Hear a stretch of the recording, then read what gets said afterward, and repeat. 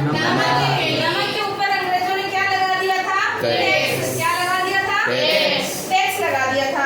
अब जनता ने ये सोचा कि जब नमक के ऊपर टैक्स लगेगा, अंग्रेजों ने सोचा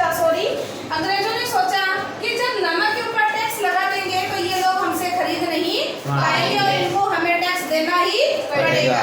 लेकिन नमक एक ऐसी चीज है जिसको अमीर आदमी हो चाहे गरीब आदमी हो, किसी भी जात का हो चाहे किसी भी धर्म का हो, सब अपने खाने में इस्तेमाल करते हैं।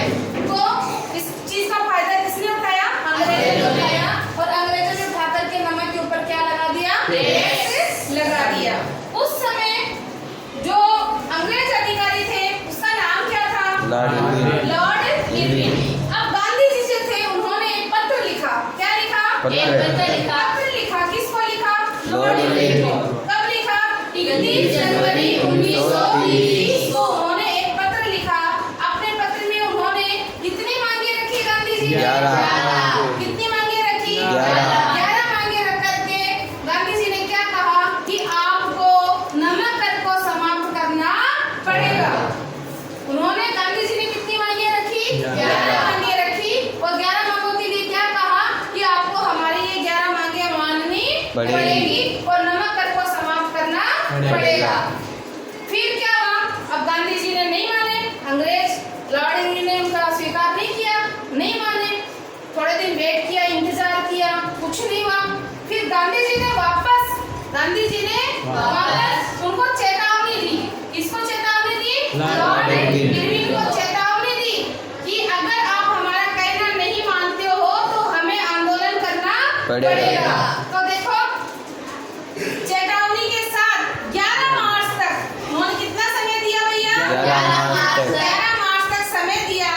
देखो 31 जनवरी नहीं, यहाँ पर 31 जनवरी 1930 है ना, तो जनवरी के बाद में क्या था? 11 मार्च। फरवरी के बाद में मार्च। और कितना मार्च तक का समय दिया? 11 मार्च तक का समय दिया। और दांडी यात्रा में उन्होंने बात नहीं मानी, लॉर्ड इरविन ने बात नहीं मानी, अंग्रेजों ने, ब्रिटिश सरकार ने बात नहीं मानी। तो गांधी जी ने क्या किया? दांडी यात्रा की शुरुआत कर दी। और अपने साथ अकेले नहीं गए महात्मा गांधी जी। कितने लोगों को साथ लेके गए? 78 लोगों को साथ लेकर के अपने 12 मार्च से लेकर 6 अप्रैल तक ये दांडी यात्रा की। देखो कहाँ से शुरू हुई थी दांडी यात्रा? साबरमती ट्यूशन में आता है कि महात्मा गांधी जी ने दांडी यात्रा कहाँ से कहाँ तक शुरू की और कितने किलोमीटर की यात्रा शुरू की। तो देखो गांधी जी ने जो अहमदाबाद है, आपको बताया हुआ है कि अहमदाबाद में कौन सा आश्रम है उनका? साबरमती आश्रम। साबरमती आश्रम में गांधी जी ने कितने किलोमीटर की यात्रा की? 240 किलोमीटर की यात्रा की। और बाद में क्या किया उन्होंने? गांधी जी ने किस कानून को तोड़ा? नमक कानून को। किसको तोड़ा? नमक कानून को।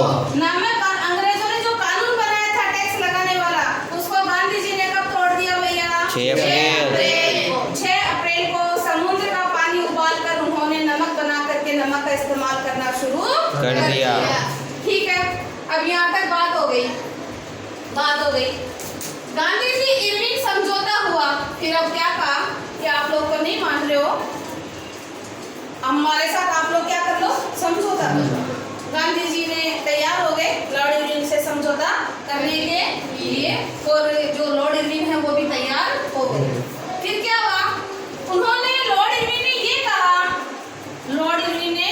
ये कहा कि जो जितने गोल में सम्मेलन होता है आपका, उसमें आपको आना पड़ेगा। किसको? गांधी जी को। और कहाँ पर हुआ था? लंदन में। कहाँ पर हुआ था? लंदन। और गांधी जी खुश होकर चले गए, यार हमें लंदन जाना पड़ेगा। गांधी जी खुश होकर के लंदन चले गए। और जाने के बाद में वहाँ पर गांधी जी का क्या किया गया? अपमान किया गया। गांधी जी का क्या किया गया? अपमान किया गया। और वापस लंदन से आकर के